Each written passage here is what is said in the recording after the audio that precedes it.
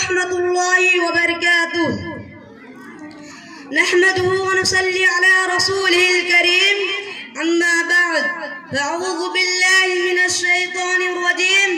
بسم الله الرحمن الرحيم. يا أيها الذين آمنوا كتب عليكم الصيام كما كتب على الذين من قبلكم لعلكم تتقون.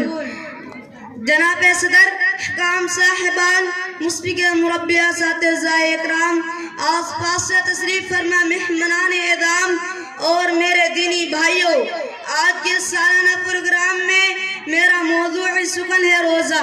روزہ اسلام کے 5 بنیادی ارکان میں سے ایک ہے.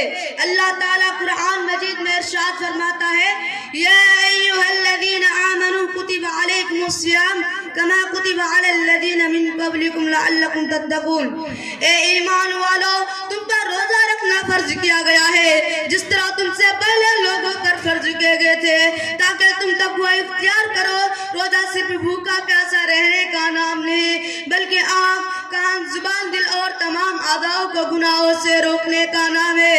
حضور صلی اللہ علیہ وسلم نے فرمایا، جو شخص جھوٹ اور بے کام نہ چھوڑے تو اللہ اس کے بھوکا پیاسا رہنے کی کوئی ضرورت نہیں.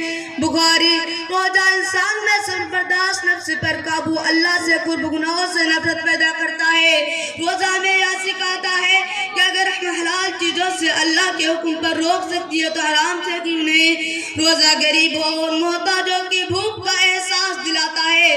نبی کریم صلی اللہ علیہ وسلم نے فرماتا ہے،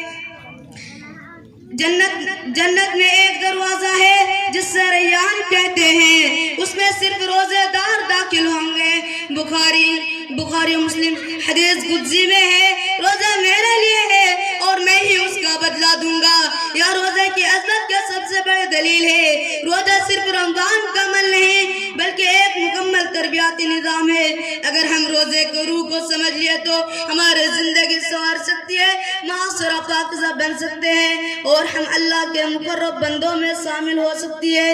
اب آخر میں اللہ تعالیٰ سے دعا ہے کہ ہم تمام مسلمانوں کو روزہ رکھنے کی توفیق عطا فرما. آمین. وآخر دعوانا الحمدللہ رب العالمین. السلام علیکم ورحمۃ اللہ وبرکاتہ.